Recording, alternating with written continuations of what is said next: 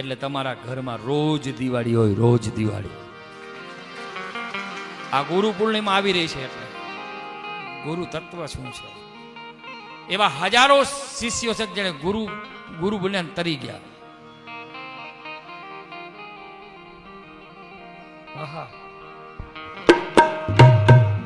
ગુરુજીના નામની હો મારા છે ડોકમાં, ગુરુજીના નામની હો મારા છે ડોકમાં.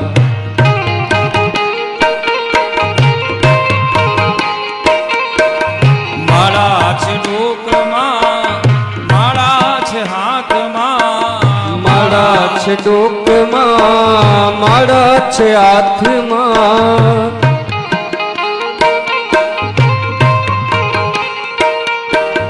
ગુરુજીના નામની હો માળા છે ડોકમાં, ગુરુજીના નામની હો માળા છે ડોકમાં. તો ગુરુજીના નામની હો માળા છે ડોકમાં.